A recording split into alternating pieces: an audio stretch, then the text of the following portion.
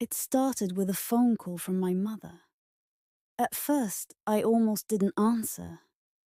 Her name lit up my screen, and for a moment, I just stared at it. Because you have to understand, my phone doesn't usually ring with family on the other end. Not anymore. For years, it's been nothing but silence. Or worse, short, cold texts on holidays. The kind where you can practically feel the obligation dripping off the words. But that night, my phone actually rang.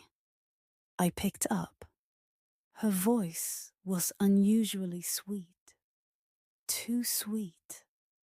Like she had practiced it in the mirror before dialing. "We're having a family dinner this weekend," she said. "Everyone's coming. You should come too." Immediately, alarms went off in my head. Because my family doesn't invite me to things. They exclude me. They plan gatherings without me. And when I find out later, because someone accidentally posts photos online, I'm left staring at smiling faces around a table I wasn't welcome at. So why now? I hesitated. My instinct was to say no, to protect myself, to keep that wall up that I had built over years of being sidelined. But she kept talking, her tone dripping with forced warmth. "It would mean a lot to everyone. We've missed you. It's time we were all together again." I almost laughed. Missed me? The same people who forgot my birthday for 3 years in a row. The same siblings who made jokes about me being too busy with my little business to care about family. And yet, something inside me stirred. A quiet, dangerous little hope. So I asked the question burning in my chest. Why now? After all this time, there was a pause. I could almost hear her choosing her words carefully.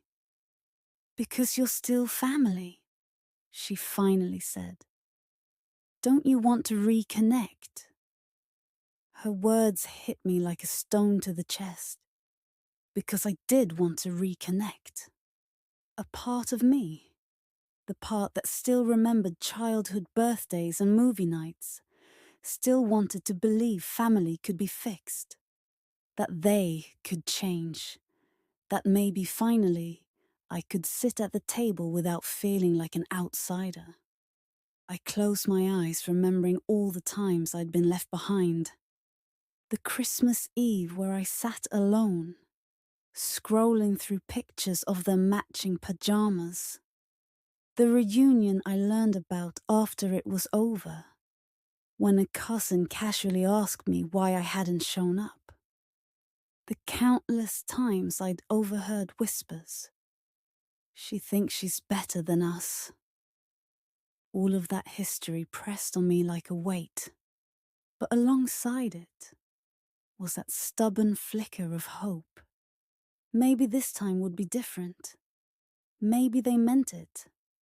And so, against my better judgment, against the voice in my head screaming, "Don't do it," I said yes. "All right, I'll come." The relief in her voice was instant, too instant. "Wonderful," she said quickly, almost like she'd been holding her breath. "You won't regret it." But even as the call ended, I couldn't shake the feeling that I already would. The night of the dinner, I sat in my car outside the restaurant for a full 5 minutes before I even unbuckled my seatbelt. The place was massive. Not your average family spot, where people laugh over burgers and fries. No, this was luxury.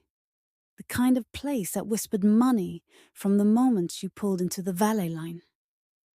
Crystal chandeliers glowed through tall glass windows, spilling golden light onto marble floors. A man in a suit, held open the doors like it was the entrance to a palace. Even from the outside, I could see waiters gliding between tables, balancing plates that looked more like artwork than food. And my first thought was, why here? Why would my family, the same people who used to complain about my fancy tastes and call me stuck up, choose the most expensive place in town for a so-called reunion?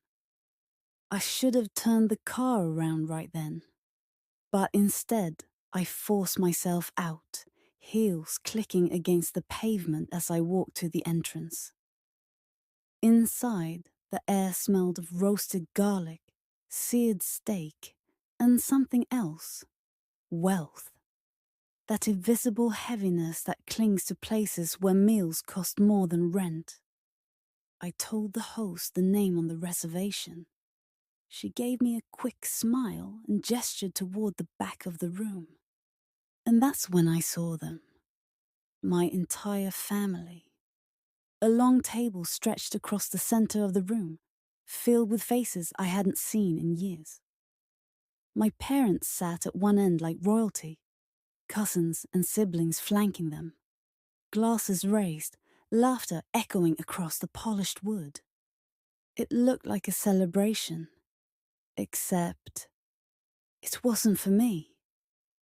Because the moment I stepped toward the table, something shifted.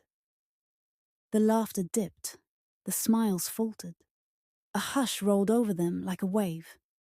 It wasn't loud or obvious, but I felt it in the way my sister's eyes narrowed, felt it in the way my father leaned back, folding his arms as if bracing himself. I forced a polite smile, adjusting the strap of my purse, and approached.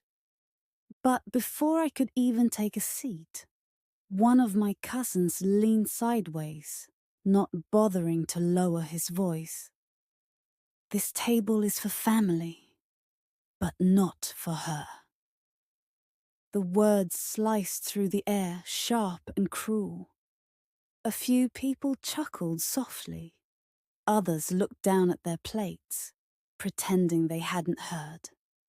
My mother cleared her throat, plastering on a smile. "Don't start," she said firmly, though she didn't look at me when she said it. I froze. My heart hammered. And for a split second, I considered walking right back out. But no, I had said yes to this dinner. I wasn't going to give them the satisfaction of seeing me run. So I pulled out a chair, sat down, and smoothed the napkin over my lap as if my hands weren't shaking. I told myself, breathe. Just make it through tonight. But deep down, I already knew. This wasn't going to be just dinner. Part 3, the subtle jabs, extended. The menus were barely in our hands before the comments started. My brother, leaning back with his usual smirk, glanced at me. "So, which one are you getting? The lobster? The steak? You can probably afford both, right?" A few chuckles rippled around the table. My cheeks burned, but I stayed quiet, pretending to study the menu. Then, my aunt chimed in. "You know, not everyone can live the way you do. Some of us have real jobs that don't let us just pick up and travel or buy whatever we want." Her words were coated in sugar, but the bitterness underneath was obvious. I smiled tightly, murmuring, "I work hard, just like anyone else." But my cousin immediately snorted. "Hard? Come on. Owning a business isn't hard. It's lucky. Most of us can't just decide to be successful." Their laughter felt louder this time, sharper, like it was aimed straight at me. I kept my eyes on the table, fighting the urge to respond. Don't rise to it, I told myself. They want a reaction. The waiter appeared, setting down baskets of warm bread and butter. For a moment, I thought it would give me cover, something to break the tension. But no. As I reached for a piece, my sister muttered under her breath, just loud enough to sting. Careful. Wouldn't want to ruin your perfect diet. You've always got to look better than the rest of us, right? I froze, fingers tightening on the napkin in my lap. Another cousin laughed. Yeah, she's always been the fancy one. The one too good for us. I bit down on my lip. The taste of iron filled my mouth. They didn't stop. Course after course, the comments piled on. When I ordered salmon, my brother leaned over again. See, told you, always the most expensive thing on the menu. When the waiter poured wine, my father smirked. Careful with that glass. She might bill us for it later. The table erupted with laughter, except for me. I forced a smile, each one weaker than the last, while inside I screamed. It was endless, a barrage of little cuts, each one reminding me that no matter how much I accomplished, no matter what I built for myself in their eyes, I would always be less than, and yet somehow also the one expected to do more. I sat there listening, nodding politely, even as the knots in my stomach grew tighter with every word. At one point, my cousin leaned across the table, his voice dripping with mock concern. So tell us, how does it feel being the outsider? The one nobody really invites until we need you. My fork clattered against the plate. For a second, the whole table went quiet, waiting for me to snap. But I didn't. I lifted my chin, steadied my voice, and said, "It feels just fine." And I went back to eating, though the food tasted like sand in my mouth, because deep down I already knew.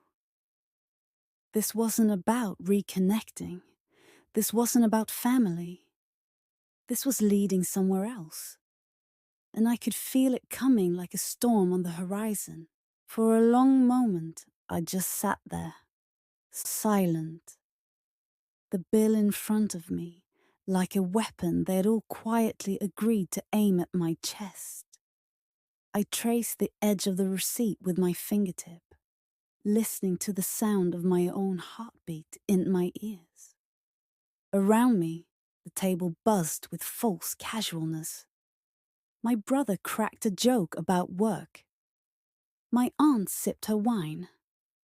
My cousin leaned back in his chair, smirking, as if he already knew how this story would end. They thought they had me cornered. Finally, I broke the silence. My voice was calm, too calm. $2,200. My sister shrugged, lifting her glass. Like I said, you can handle it. My father cleared his throat, not looking at me. It's nothing for someone like you. You've always thought you were better than us. Here's your chance to prove it. The words hit me like a slap. My jaw tightened. I remembered every time he'd told me I wasn't enough. Every time he'd compared me to my siblings. Every time he'd said I didn't belong. Now, here he was, holding out his hand. Not for reconciliation, but for cash. My aunt leaned forward, adding softly, Don't be selfish. We're your family. We've struggled and you've done well. Isn't that what family does? Share, share. Another word twisted to fit their narrative. Because sharing had never been a two-way street with them. They never shared their love. They never shared their time. They never shared a seat at the table. Not until now, when the bill was due. I looked around, forcing myself to meet their eyes one by one. Every face was expectant, smug, certain, and something inside me snapped. It wasn't loud, it wasn't even fiery at first. It was quiet. The kind of quiet that comes after years of swallowing words, of enduring jabs, of being told you don't belong. I slid my hand into my purse. Gasps of satisfaction rippled around the table as they watched, waiting for the flash of my credit card. My cousin even whispered, knew she'd cave. But when I pulled my hand out, I wasn't holding a card. I laid a crisp $100 bill on top of the leather folder, slowly, deliberately. The laughter faltered. I stood. My chair scraped back against the polished floor, the sound sharp enough to draw stares from nearby tables. I looked directly at my mother. Her face was frozen between confusion and anger. And I said evenly, clearly, "You're right. This table is for family. And since you've all made it clear I'm not part of that family, I won't be paying for it." The silence that followed was electric. My aunt's fork slipped from her fingers, clattering against her plate.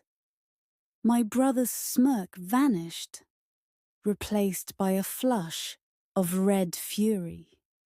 My father finally looked at me, eyes blazing but said nothing. I turned to the waiter, who was standing a few steps back, wide-eyed. "This covers my meal," I told him calmly. "Good luck with the rest." For a second, no one moved. And then the chaos erupted. "Are you serious?" my sister snapped.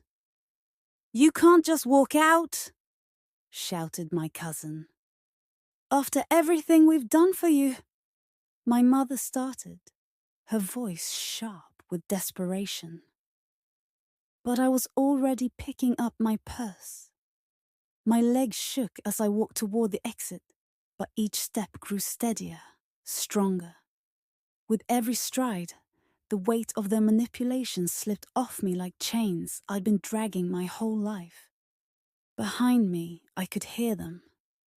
Voices raised, accusations flying, panic setting in as the reality of the bill hit them.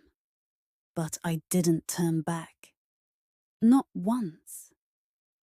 Because in that moment, for the first time in years, I realized something powerful. They could only use me if I let them. And tonight, I wasn't letting them anymore. The restaurant was suddenly too bright, too loud. Every clink of silverware, every murmur of conversation from nearby tables seemed to fade under the sound of my family's voices exploding behind me. I had placed my $100 bill down like a declaration of war, and now the room was buzzing with their outrage. "She can't be serious," my aunt hissed. "Don't you dare walk away," my brother barked. "How could you do this to us?" My mother's voice cracked with fury and disbelief. But I didn't flinch. I slipped my purse over my shoulder, my movements deliberate, controlled. For once, I was the one in control. The waiter, poor man caught in the middle, hovered uncertainly near the table. He glanced at me, then at them, then back at the bill, as if silently weighing his options. I gave him a small, calm nod. I appreciate your service tonight. I've covered my part. The rest is theirs. His eyes widened slightly, then softened in understanding. He gave me the faintest nod back, a flicker of sympathy crossing his face. Behind me, the chaos grew.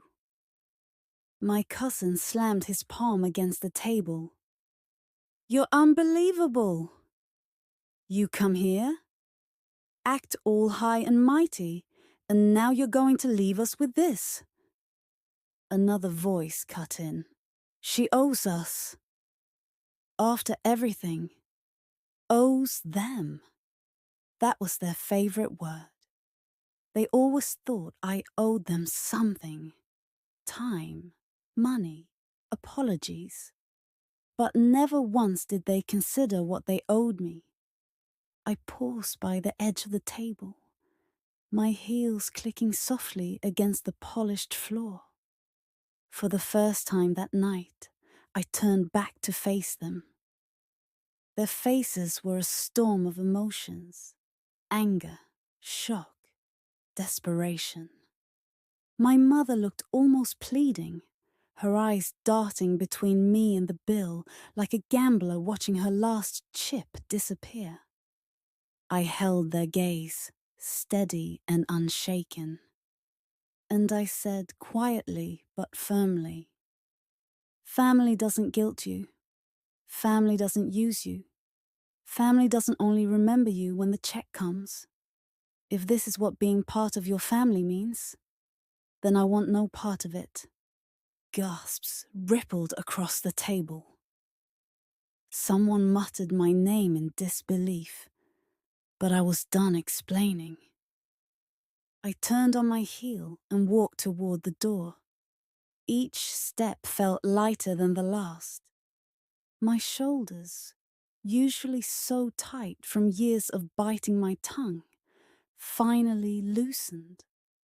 For the first time in forever, I wasn't carrying their weight anymore.